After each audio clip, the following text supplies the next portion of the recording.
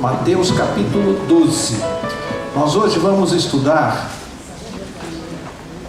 3 parábolas bem curtinhas e que tem relação uma com a outra. 3 parábolas, daquelas bem pequenininhas, de 2, 3 versos, e que tem lições importantes. A parábola pode ser pequena, mas a lição é imensa. Mateus capítulo 12, eu vou ler versos 43 ao 45, essa é a primeira parábola. Eu gostaria que vocês prestassem bem atenção, porque esta parábola aqui tem uma mensagem muito forte, uma lição muito forte para nós. Trata de um assunto até de certa maneira pesado, né? Vamos lá, Mateus 12, verso 43, diz assim: quando o espírito imundo sai do homem, anda por lugares áridos, procurando repouso, porém não encontra. Por isso diz: voltarei para minha casa de onde saí.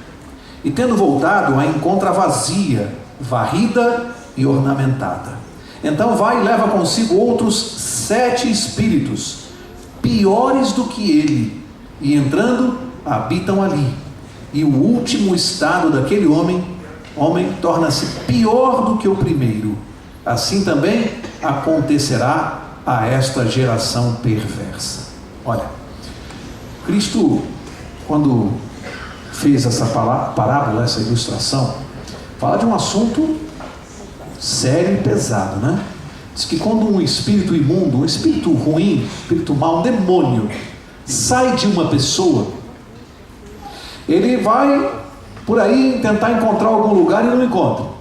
Aí diz que essa pessoa tenta fazer uma limpeza, né? Aqui é uma parábola, varrer a casa, limpou a casa, varreu, ornamentou e deixou a casa vazia. Esse espírito foi, como ele encontrou a casa vazia, ele voltou com outros 7 demônios piores do que ele. Imagina, com um demônio só, o estrago que faz na vida de uma pessoa. Imagina uma pessoa endemoninhada com 7 demônios. E aí diz que o estado desse homem, depois, obviamente, é pior do que o que ele estava antes. Bom, vamos analisar isso aqui, porque tem coisa séria para a nossa vida. Por que Jesus contou essa parábola? Qual era o objetivo? E o que eu e você temos que aprender com isso aqui? O que tem a ver com a minha vida e com a sua, que é o que interessa, que é o que importa para nós. E vamos aprender um pouquinho desse mundo espiritual invisível. Um mundo que existe, muito concreto, mas que não é visível. E tem muita gente que brinca com isso. Só que quem está falando isso aqui é Jesus Cristo. E quem crê em Jesus tem que acreditar nisso aqui, porque ele está falando. Portanto, não é a história da carochinha. O que a gente tem que rapidamente entender dessa parábola para passarmos para a segunda? Primeira, guarda isso: o diabo nunca está desocupado. Você quer conhecer um cidadão ocupado? Muito ocupado, com a agenda lotada? O diabo. Ele não para de trabalhar o tempo todo. E aqui, essa história, Jesus diz que ele foi despejado do coração de uma pessoa. Foi mandado embora, foi despejado. Mas o erro que essa pessoa cometeu, ela vinha fazendo tudo certo. O demônio saiu, diz que essa pessoa limpou a casa, varreu a casa, ornamentou, mas cometeu um erro grave. Que erro foi esse?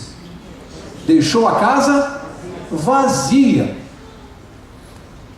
Quando o demônio sai da vida de uma pessoa, se imediatamente não entrar a pessoa de Jesus Cristo, se ele não for convidado a entrar, porque se dependesse dele, só dele já tinha entrado, mas ele não faz nada sem a nossa autorização.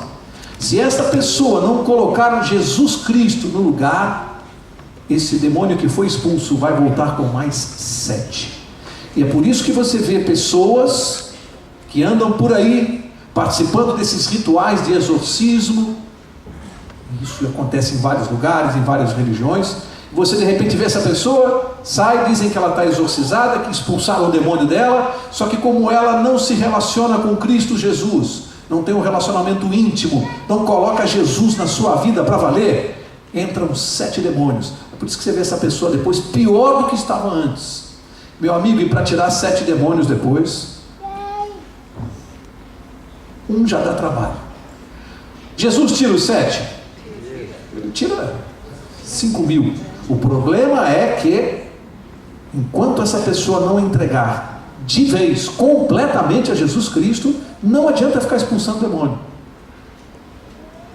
Portanto, o problema é, Cristo Jesus tem que ocupar o espaço vazio. Por isso que a parábola, ele introduziu na parábola esse ingrediente. A casa foi varrida, ele diz ornamentada. O que isso quer dizer? Quer dizer que aquela pessoa aparentemente parece um cristão. É só na aparência. Mas ainda não permitiu que ele entrasse, que o Espírito Santo ocupasse esse lugar, para que essa pessoa pudesse então ter poder de resistir ao diabo. Para quem Jesus contou essa parábola? A quem ele estava se dirigindo? Qual era o público-alvo da parábola? Você pode encontrar pelo menos 3 aplicações aqui. Primeiro, obviamente, o mais direto, é para quem ele está falando aqui nesse capítulo, ele está se dirigindo aos escribas e aos fariseus. Então, em primeiro lugar, a parábola era para os escribas e fariseus, que eram pessoas hipócritas, falsos cristãos, cristãos de mentira. Em primeiro lugar, a parábola era para eles. Depois, a parábola era para um endemoninhado que acabara de ser curado no capítulo 12. Se você ler Mateus 12 antes, você vai ver que Jesus, ali no verso 22, ele cura um endemoniado. Então ele está contando essa história para advertir o endemoniado. Olha, se cuida, esse demônio eu expulsei, mas se você não me colocar na tua vida, ele vai voltar e vai trazer mais 7. Era uma advertência. Só para aquele endemoniado? Para quem mais? Faz assim com o dedo. Está falando conosco. Vale para todos nós isso aqui. Ele está dizendo, ó, esse eu tirei, mas se você não mudar a sua vida, se você não me colocar na sua vida, a coisa vai ficar feia de novo, vai ficar pior. E por fim, Jesus está falando para aqueles que já receberam a mensagem do Evangelho e ainda não permitem que o Espírito Santo faça a obra completa. São cristãos, está falando para a igreja também.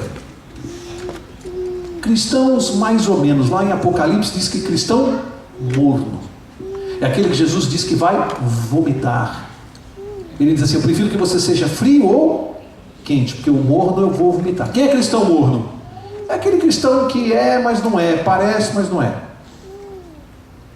A parábola se aplica também a estes. Vejam, o que acontece quando você varre uma casa?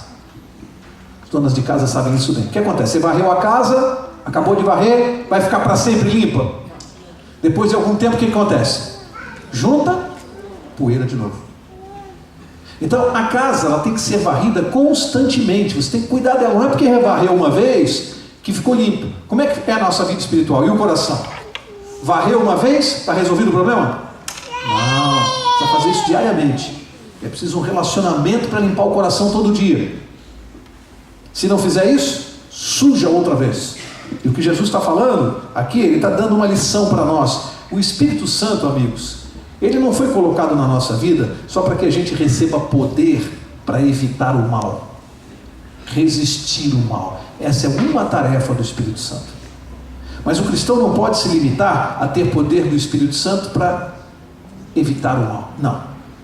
Deve deixar fazer a obra completa. Eu também tenho que praticar o bem. Então a minha vida não pode ser evitar o mal, tem que ser evitar o mal e praticar o bem. A obra tem que ser completa. O poder de Deus é um poder de transformação total, completo. Bom, e aí como é que funciona essa questão de evitar o mal e praticar o bem? Como é que é essa obra no coração? Vamos para a segunda parábola rapidinho. Agora vai para Mateus capítulo 13. Essa parábola Jesus contou em um único verso. Um verso só ele contou essa parábola. Você vai ver a ligação de uma coisa com outra. Mateus 13, verso 33. 13, 33. Disse-lhes outra parábola. O reino dos céus é semelhante ao fermento que uma mulher tomou e escondeu em 3 medidas de farinha até ficar tudo levedado. Por que Jesus comparou aqui, traz agora o ingrediente do fermento misturado na farinha para levedar? Existe uma coisa interessante que a gente aprende com o fermento. Aqui de novo as mulheres têm mais experiência disso do que nós. O que acontece quando a mulher mistura ali a farinha e coloca o fermento? O que acontece? Cresce. As mulheres responderam rapidinho. Cresce. Mas você consegue ver lá dentro da farinha como é que o fermento está fazendo? Você coloca lá e de repente você começa a ver o resultado. Por que Jesus usou essa ilustração? Vamos lá. A farinha, a massa, representa o quê? O que ela simboliza aqui na parábola? Coração do homem. O fermento que age simboliza quem? O Espírito Santo. Da mesma maneira que você não pode ver como é que o fermento age, você só vê o resultado. Jesus está dizendo que quando o Espírito Santo atua no coração do homem, você não pode ver o que ele faz, nem como ele faz, mas você pode ver o resultado, uma pessoa transformada. Portanto, o que ele está dizendo agora é que na hora que você vai preencher o vazio do coração, aquele que varreu a casa, limpou, para que os demônios não voltem a habitar, é necessário uma ação que depende de mim? Não. Depende. O fermento quem é? Não sou eu. Esse trabalho não é o homem que faz. Essa é uma ação do Espírito Santo. A minha parte é, pela fé, crer, permitir, autorizar, dar a Deus a oportunidade de trabalhar no meu coração. Mas a obra quem faz é Deus. E é uma obra invisível. É o Espírito Santo de Deus que faz essa obra no nosso coração. Portanto, evangelho, gente, guarda isso. Evangelho não é apenas a experiência de expulsar demônios. Isso não é evangelho. Evangelho é a obra de transformação que o Espírito Santo faz no coração de uma pessoa. É uma obra muito mais ampla, muito mais complexa, de um relacionamento com Jesus. Esse é o grande milagre. Expulsar demônio para Jesus não quer dizer nada, isso é besteira para ele. O grande milagre é transformar o coração de um pecador. Esse é o grande milagre. É mudar, é fazer com que os pensamentos pecaminosos mudem, saiam da minha cabeça. Eu posso me esforçar, eu posso fazer o que eu quiser para ser um bom cristão. Eu posso começar a mexer nas coisas exteriores que as pessoas veem na minha vida. Mas uma coisa eu não posso fazer: eu não consigo mudar o meu coração. Por mim mesmo eu não posso fazer isso. Eu não tenho como fazer isso. Eu não posso tirar da minha cabeça os pensamentos pecaminosos, a inclinação para pecar, o desejo de pecar. Eu não consigo tirar, mas o Espírito Santo consegue. E é essa obra que Jesus está propondo fazer na nossa vida. É uma alteração que vai lá no íntimo, ela é de dentro para fora, da mesma maneira que o fermento age de dentro para fora. E é uma obra invisível. Portanto, Jesus está falando aqui de um milagre imenso, que é a atuação do Espírito Santo. Olha, nós necessitamos de um poder externo. Externo. É algo que age externamente, não está dentro de mim. É o poder do Espírito Santo, ele vem de fora e age em mim. Um poder externo. Qual é o papel, então, da Bíblia nesse processo de transformação? Marca essa página aqui, marca que nós vamos voltar aqui, lê lá Romanos 10, verso 17. Há um papel importantíssimo da palavra de Deus aqui nesse processo de transformação, do símbolo do fermento. Romanos 10, 17, diz assim: de sorte que a fé vem pelo ouvir, e o ouvir pela palavra de Deus. Olha que verso importante. A fé vem pelo ouvir, e o ouvir pela palavra de Deus. Então, às vezes você ouve uma pessoa dizer assim: Mauro, mas eu não tenho fé, eu não consigo ter a sua fé. Como é que você consegue ter fé? Onde você busca fé? O verso aqui diz: a fé vem pelo, e o ouvir pela... Onde é que alguém busca fé? Lendo a Bíblia. É na palavra. Tem gente que não estuda a Bíblia, não lê a Bíblia e quer ter fé. E a Bíblia diz: a fé vem pela leitura da palavra. É ali que cresce a sua fé, é ali que Deus trabalha a sua fé. Portanto, nesse trabalho de transformação invisível do poder do Espírito Santo, qual é a minha parte? Ler a palavra, me entregar, deixar a palavra agir na minha mente e no meu coração. Deixar que a palavra de Deus, com o poder que ela tem, penetre em mim e faça o milagre. Ou seja, a palavra de Deus tem poder para transformar a minha vida? Sim ou não? Sim. É um poder misterioso, não dá para explicar. Não dá para explicar para uma pessoa. Mas há um poder na palavra de Deus capaz de mudar a vida de uma pessoa. E nós precisamos acreditar nisso. Porque aquele que se dirige à palavra de Deus sem fé, o que acontece? Se começar a questionar Deus, onde a Bíblia diz que sem fé é impossível agradar a Deus. Portanto, também não podemos brincar com Deus. Se eu vou buscar a palavra de Deus, eu preciso crer nele e ter fé, para que eu possa ser transformado. Portanto, a Bíblia tem um papel importante nesse trabalho de transformação do coração. E isso tem a ver com o quê? Com a habitação do Espírito Santo na minha vida e na sua, que é o que impede que os demônios invadam sem pedir permissão. Esse é o ponto. O demônio não pede permissão para entrar no seu coração nem na sua vida, não. Dá licença que eu quero estragar a sua vida, atormentar a tua vida, quero fazer um estrago. Você permite que eu entre? Quem vai fazer isso? O demônio não pede permissão, ele invade, ele toma conta, ele faz o estrago, ele não pergunta nada, ele invade. Então o problema é esse: enquanto Jesus aguarda a sua autorização, o demônio, ele mete o pé na porta e arromba. Por isso é uma guerra desleal e muito séria. Vamos para a terceira e última parábola, para a gente fechar tudo.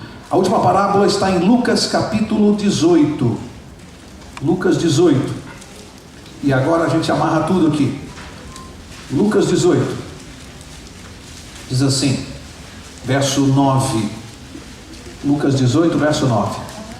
Diz assim: propôs também esta parábola a alguns que confiavam em si mesmos, por se considerarem o quê? Justos, e desprezavam os outros. 2 homens subiram ao templo com o propósito de orar, um fariseu e o outro publicano.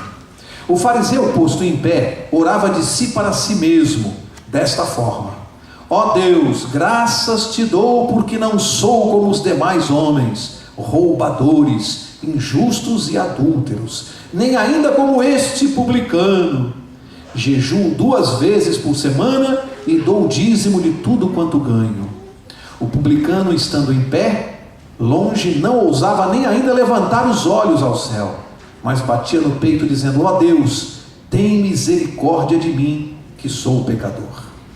Digo-vos que este desceu justificado para a sua casa, e não aquele, porque todo o que se exalta será humilhado, mas o que se humilha será... Vamos entender isso que Jesus está falando. Um fariseu e um publicano. O publicano era um cobrador de impostos, era uma pessoa muito mal vista pelos judeus. Por quê? Porque ele cobrava o chamado a taxa individual que a pessoa tinha que pagar, e isso é como se reconhecesse o poder dos romanos sobre os judeus. Por isso que os judeus não gostavam. Então o cobrador de impostos era mal visto porque ele cobrava essa taxa individual e também cobrava o imposto territorial lá. Nós pagamos hoje, já se cobrava lá naquele tempo.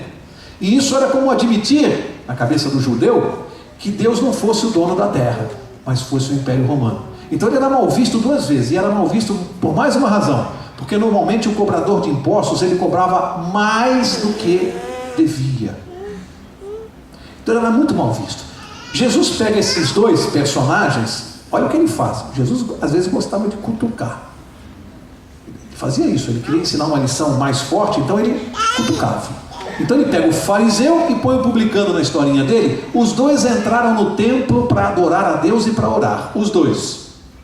Aí Jesus faz a seguinte ilustração, que o fariseu ficou de pé para orar e disse: Senhor, graça... Imagina aqui, imagina que nós estamos aqui na igreja, imagina que na hora da oração estamos em pé, imagina que uma pessoa está ao lado da outra, imagina que aquele começa a orar assim: Senhor, graças te dou porque eu não sou pecador como esse meu irmão aqui. Você já viu uma oração assim? Não. Pois é, Jesus colocou isso aqui na oração: eu não sou pecador como esse aqui, não sou adúltero, não roubo, graças te dou. Aí diz que o outro nem conseguia erguer os olhos de tanta vergonha para o céu, e ficou assim de longe, afastado. Aí diz que ele pôs a mão no peito e falou: ó Deus, tem misericórdia de mim, porque eu sou pecador. Aí Jesus disse: esse segundo publicano desceu justificado para a sua casa, justificado pela fé. E diz que O outro não, o fariseu não. E disse que aquele que se exaltar será humilhado, e o que se humilhar será exaltado. Nós precisamos dissecar isso aqui, que isso aqui é muito importante para a nossa vida. O que essa história que Jesus contou tem a ver conosco? É possível que algum de nós, numa escala menor ou maior, cometa o erro desse fariseu? É possível? É possível. Será que às vezes nós cometemos esse erro como cristãos? Você vai ver que sim. Como é que a gente faz isso, hein? Como é que a gente às vezes se coloca como mais santo do que o outro? A gente fala assim, esses que são do mundo, os do mundo, parece que eu sou santo, eu sou bonzinho, eu sou de Deus, eu estou na igreja. Aquele lá é um pecador. Cuidado, hein? Olha o que Jesus está fazendo aqui. Cuidado. E aqui, eu anotei aqui uma coisa interessante, marcou para mim essa história.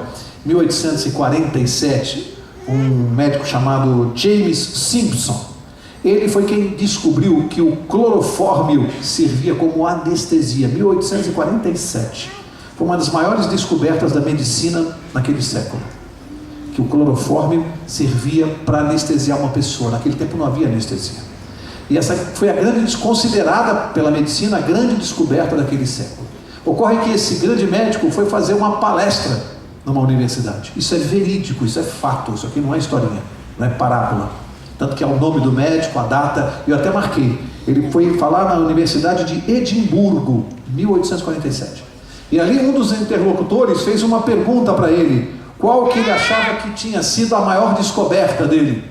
Fez aquela pergunta já esperando a resposta óbvia. Qual foi a sua grande descoberta? Esperava que ele fosse dizer, eu descobri o clorofórmio como um anestésico. Mas ele se surpreendeu com a resposta do médico. Ele disse, a maior descoberta da minha vida é que eu sou um pecador e que Jesus Cristo é o meu Salvador. Cabra bom esse, né, de chique, cabra bom, não é? Vejam que lição esse médico deu, de humildade. Quando todos esperavam que ele dissesse, eu descobri o clorofórmio, essa é a grande descoberta. Não, a verdadeira grande descoberta é que eu sou um pecador, que Jesus Cristo é o meu Salvador. Foi a coisa mais importante que ele descobriu na vida dele. E era ou não era a coisa mais importante? Essa é a grande descoberta do ser humano. Bom, Jesus disse que essa parábola, ele contou para alguns, eu até notei, alguns que confiavam em si mesmos. Como é que você chama uma pessoa que confia em si mesma? Autossuficiente, orgulhosa. Esse era um fariseu. Ele confiava na sua justiça. Então ele entra no templo, olha para o céu para adorar a Deus, né, no templo, olha para cima, e na verdade ele olha para Deus, mas ele começa a falar dele mesmo. Ele começa a se contemplar. Eu sou bom demais, Senhor Deus. Eu jejuo 2 vezes por semana. Eu oro demais. Eu devolvo o dízimo. Eu ajudo os pobres. Eu faço isso. Eu sou bom demais. Olha para Deus e fica contemplando a si mesmo. Eu acho que ele queria um elogio de Deus. Aí ele olha para o outro do lado e diz, eu não sou como esse aqui, pecador, miserável. Jesus contou a parábola para as pessoas que se comportam assim, se sentem espiritualmente melhores do que o outro. Será que tem cristão fazendo isso? De monte. Olha para a pessoa que às vezes realmente está dando umas mancadas na vida, mas se acha espiritualmente melhor. E Jesus está dizendo que aquele que reconhece o seu estado de pecador, esse desce justificado da oração. Então, às vezes aquela pessoa que você vê ali que está dando as suas mancadas, você não sabe o tipo de relacionamento que ele tem com Deus. Você não sabe a oração que ele faz de madrugada. Você não sabe se ele chora e clama e diz, Senhor, me ajuda porque eu não consigo. Você não sabe. E às vezes o outro que está aqui, né, todo está numa situação espiritual grave, de orgulho, presunção. Tem coisa pior em termos espirituais do que a presunção de estar salvo, de ser bom, de ser melhor do que alguém. Isso para Deus é muito grave. Olha como as aparências enganam. Vamos imaginar as pessoas no templo naquele dia, os outros fariseus. Eles viram ali o fariseu e para eles aquele era o homem bom. Aí viram o cobrador de impostos, aos olhos deles aquele era o homem mau. Aí vem Jesus e diz assim: o homem mau está salvo, vai morar na eternidade no céu. O homem bom, entre aspas, perdeu a salvação, vai ficar por aqui mesmo. Olha como as aparências enganam. Será que em matéria espiritual as aparências enganam? Tem gente que por fora parece um belo cristão e por dentro está podre. E tem gente que por fora você imagina que é o último que vai entrar no céu. E será que aos olhos de Deus essa pessoa não vai se salvar? Não é para a gente pensar? Olha o que Jesus está contando. Essa historinha dele aqui é indigesta, hein? Isso aqui é para chamar a atenção da gente, para dizer assim, ó, cuidado, não julga o outro. Quem é você para analisar espiritualmente quem está melhor, quem está pior? Quem é você? Olha que puxão de orelha. Cuidado quando você olhar para alguém e achar que está perdido, hein? Porque o plano de Deus é muito diferente, os olhos de Deus são muito diferentes dos nossos. Jesus disse que ele desceu justificado, ele usou essa expressão. O que é estar justificado? É a mesma coisa que ser declarado justo. Justificado é ser declarado justo. Significa que o pecado não aconteceu, que aquela pessoa não tinha pecados? Não. Significa que ela tinha pecados, senão não seria justificada. Ela tinha pecados. Mas a sua fé em Deus, a sua crença em Jesus como Salvador, faz com que Deus pegue o sangue de Jesus e passe sobre os nossos pecados, assim como uma borracha. Isso é justificar. Os pecados estão pagos, quitados. Ele desceu justificado da oração, porque ele olhou: ó Deus, tem misericórdia de mim, que eu sou um pecador. A humildade e o fato de ter reconhecido a sua verdadeira condição espiritual abriu as portas do céu para ele. Tem misericórdia de mim, eu sou um pecador. Portanto, primeira coisa que nós temos que fazer, o que é? Nos conhecermos, sabermos que somos pecadores, admitir isso e olhar para Deus e pedir misericórdia. Não tem esse negócio de dizer eu sou bonzinho, não. Quem olha para Deus e diz eu não faço mal para ninguém, cuidado, hein? Nós temos que olhar para Deus e dizer: Senhor, tem misericórdia de mim, porque eu sou um pecador. Quem é que se comporta dessa maneira? É fácil responder isso. Quem tem proximidade com Jesus. Por quê? Porque quem está muito próximo de Jesus consegue ver a diferença dele para nós. Você consegue olhar para Jesus e falar: nossa, ele é tão santo que eu sou um miserável pecador. Porque ele é muito santo. Então eu olho para Jesus para me conhecer. Como é que você descobre que uma roupa branca não está muito bem lavada? Põe uma outra branquinha bem lavada do lado e você vai ver. Como é que eu descubro que o meu coração tem sujeira? Basta olhar para Jesus e eu vou perceber, porque ele é muito branco, é muito limpo. Então quando eu olho para ele, eu me vejo a minha sujeira. Aquele que não está olhando para Jesus, olha para si mesmo e acha que está bem. Não tem relacionamento com Jesus. Eu sempre conto aquela história que quem vai ao Rio de Janeiro, praticamente de qualquer ponto da cidade, você consegue ver lá a imagem do Cristo Redentor. É uma imagem imensa, quem já foi ao Rio sabe disso. Você vê de vários pontos da cidade. E você vê minúscula, né? Você está longe assim, vê aquele negocinho daquele tamanhinho. E lá é o monumento do Cristo Redentor. Quando você vai lá de carro, quando você chega perto e começa a subir a escadaria, você vai ver o tamanho daquela estátua. É imensa, extremamente alta. Então a gente fica parecendo uma formiguinha assim no pé dela, e ela é enorme. Que lição a gente tira disso? Quanto mais longe de Deus, ele fica pequeno e eu sou grande. Quanto mais perto de Deus, ele cresce e eu fico pequeno. Que lição! Pessoas que se consideram muito grandes estão muito longe de Deus. Pessoas que se consideram pequenas estão muito próximas de Deus. Por isso que o apóstolo Paulo falou que Jesus veio para salvar os pecadores. Ele não veio para salvar santo nem bonzinho. Jesus veio salvar os pecadores. Ele diz: dentre os quais eu sou o maior. Paulo era o maior pecador que você já conheceu? Eu acho que não. Talvez para mim ele fosse o menor. Ele se considerava o maior porque ele estava muito perto de Jesus. Era a proximidade de Jesus que fazia com que ele se considerasse o maior pecador. Tão perto que ele achava que ele era o pior de todos. Por isso que essa oração aqui foi poderosa. Tem misericórdia de mim, eu sou um pecador. Abriu a porta do céu. O reconhecimento da nossa situação. É disso que Deus precisa. Que a gente admita os nossos defeitos, os nossos erros. Que a gente não fique bancando o bonzinho, nem o certinho. Porque a gente pode enganar qualquer pessoa, menos a Deus. Eu quero começar a concluir dizendo que Jesus só pode salvar quem é pecador. Se eu não me admito como pecador, eu não preciso de um salvador.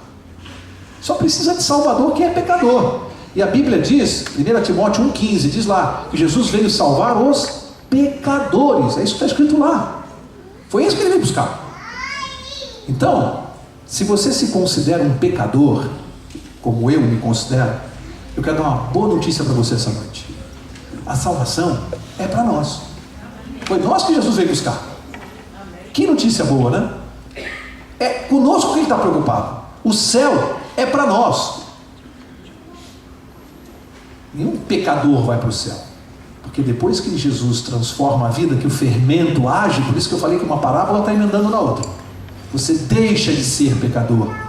Você é justificado. É diferente.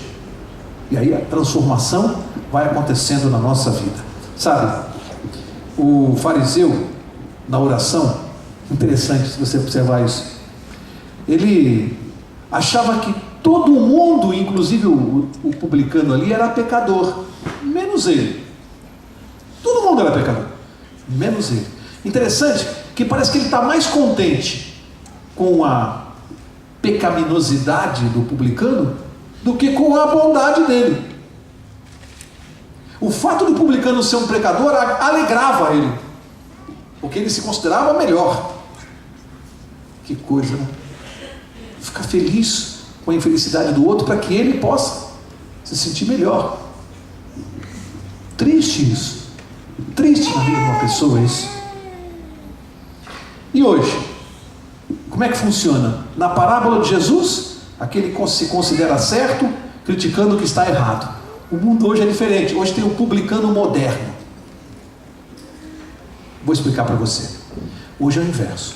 Hoje a maior parte do mundo fica criticando os que seguem a Deus, os que estão certos, os que estão corretos, os que se reconhecem pecadores, os que estão como nós aqui louvando a Deus, adorando a Deus, e nós somos acusados, porque o que agride é que nós temos uma religião e seguimos e temos fidelidade ao nosso Deus. Então o principal pecado é levar a religião a sério.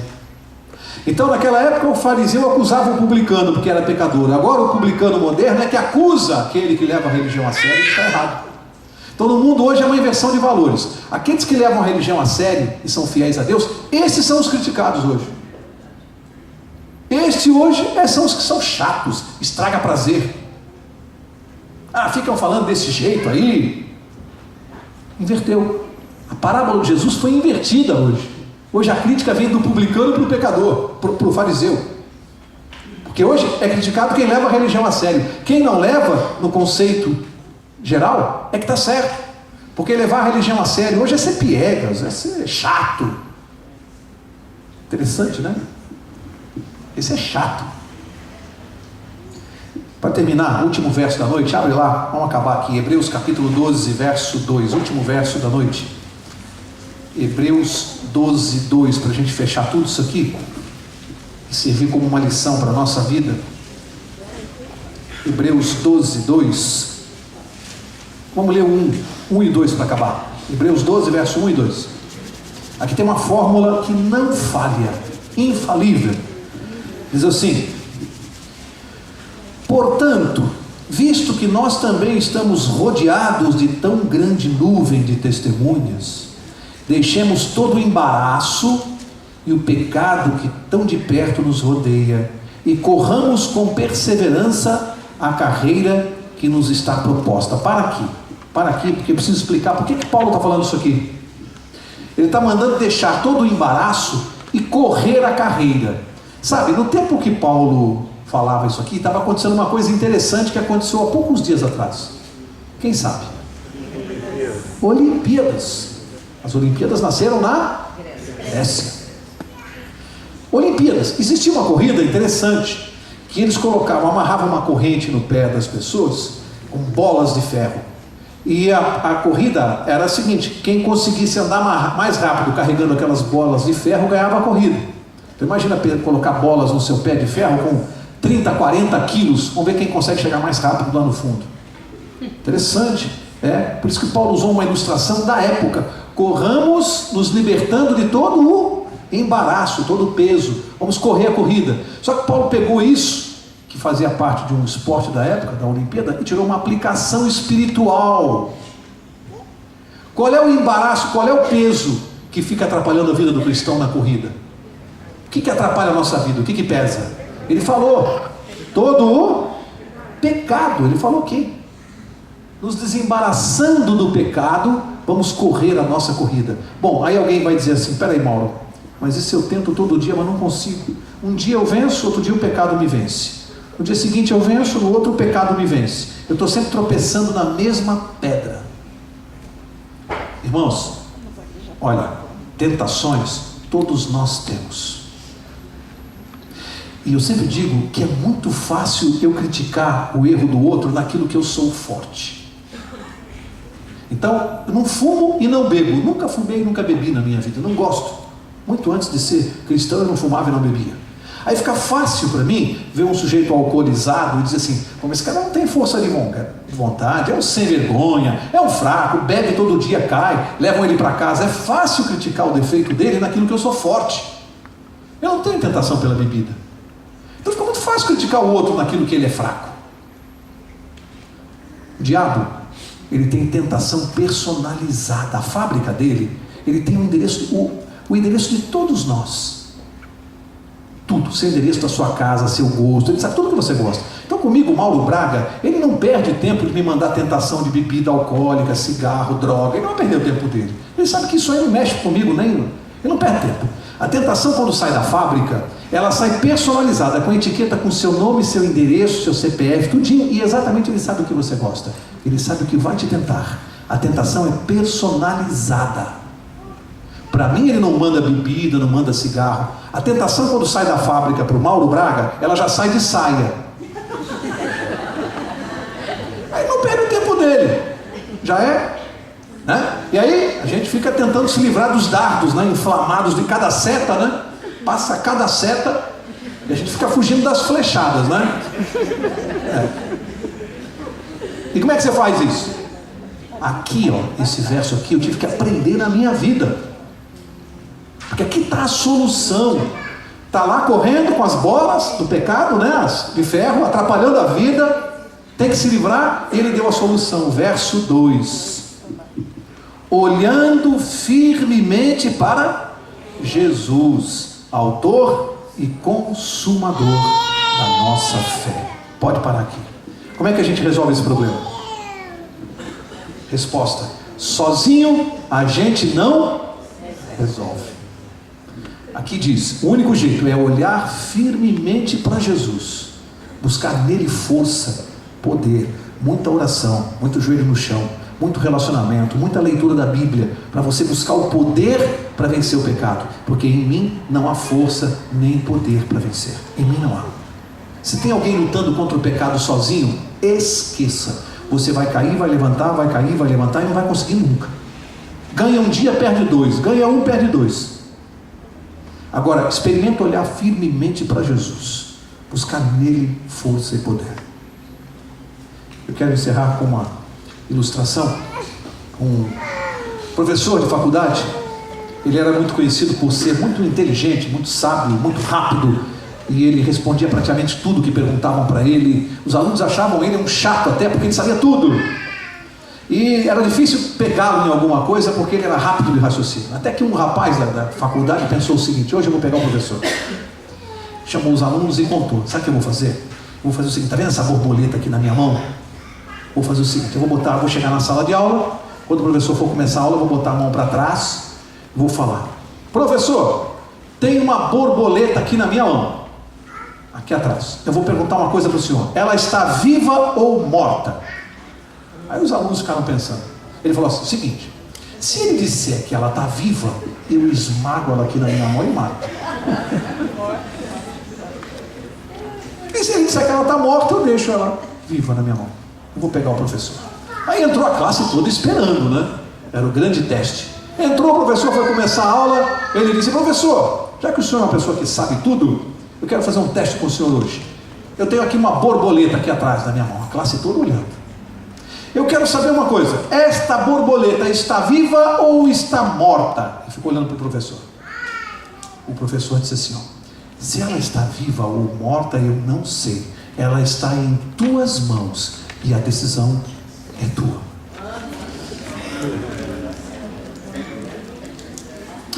Amigo, o que você vai fazer da sua vida espiritual, eu não sei. A tua vida espiritual está em tuas mãos. Você decide. É você que vai resolver o que você vai fazer com a tua vida. Ninguém vai interferir. A escolha é sua. O recado dessa noite para você é assim, ó. Olha firmemente para Jesus. Esse é o recado. Essa é a grande solução para a nossa vida, para todos. Os que olharam jamais se arrependeram. E vem aqui muitas vezes contar o que Jesus fez na sua vida. Na próxima quarta nós vamos estar aqui. Eu gostaria que as pessoas que nos visitaram esta noite nos dessem o prazer de voltarem aqui na próxima quarta, continuarem estudando conosco, porque nós vamos ficar muito felizes em revê-lo aqui. Eu vou aproveitar a chegada do pastor Sandro, vou pedir que ele corra aqui à frente, pastor, para já encerrar com a oração. Chegou na horinha, pastor, para orar.